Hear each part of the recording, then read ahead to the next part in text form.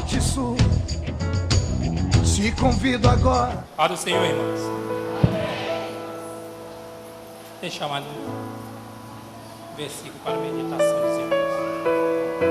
Se encontra no Evangelho segundo escreveu Mateus, capítulo 14, o versículo de 22 até o 24. Diz assim a palavra de Deus: E logo ordenou que os seus discípulos entrassem no barco e fosse adiante para outra banda, enquanto despedia a multidão. E despedia a multidão, e subiu ao monte a orar à parte. E chegada já a tarde, estava ali só. E o barco já estava no meio do mar, açoitado pelas ondas, porque o vento era contrário. Repita essa palavra comigo: porque o vento era contrário. Para coro foi muito bom, irmãos. Agora eu quero ver toda a igreja falando: porque o vento era contrário. Passagem essa por demais conhecida, que a gente já ouvimos alguns pregadores até mencionar, até mesmo pregar e enfatizar a respeito desta passagem bíblica.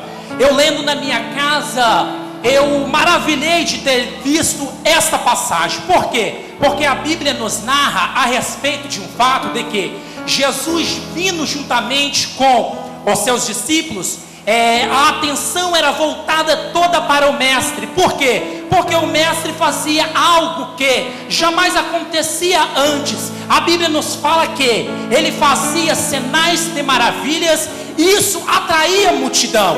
A Bíblia também nos diz que o evangelista Mateus aqui, ele nos narra a respeito de que Jesus saindo a partir de que a multidão toda estava com ele. A Bíblia nos fala a respeito desse tema, é que depois que ele despediu a multidão, os discípulos entram dentro do barco. Alguns aqui também já ouviu dizer daquela grande multidão em que Jesus, então, ali nesta passagem, ele despede a multidão, porque a multidão era muito grande. Então eles falam: agora vocês pegam, entra dentro do barco e atravessa até a multidão. Só o que mais me chamou a atenção no texto, irmãos, é que Jesus, ele não entra dentro do barco. Jesus, ele volta para trás para despedir a multidão, e vai o povo. Então entra ali os 12, e entra e começa agora. Parece que eu vejo um olhando para o lado do outro, dizendo: olha, agora nós estamos debaixo de uma ordem. Agora não é só para ficar um olhando para a cara do outro.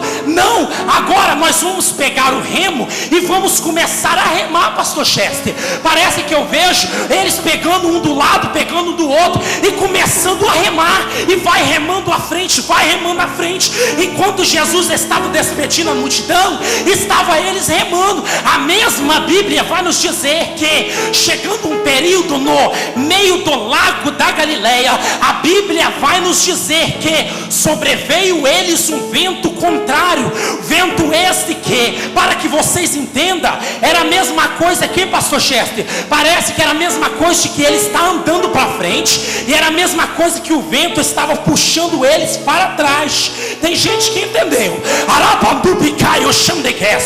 Eles andavam para frente, parecia que eles estavam andando para trás.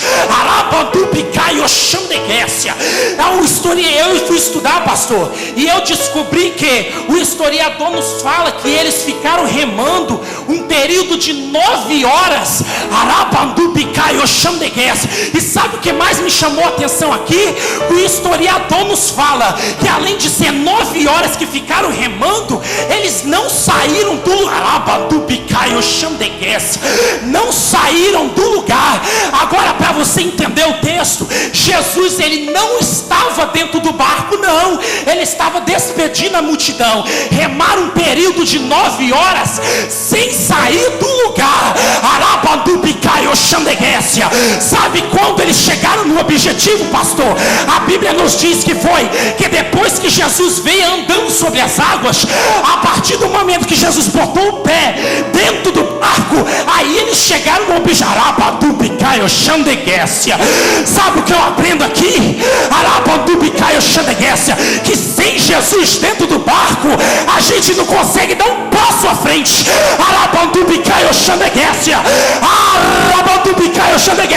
Só que tem gente aqui que eu vejo que você vai botar Jesus na frente a partir de hoje, e você vai chegar no objetivo. Vai chegar no objetivo.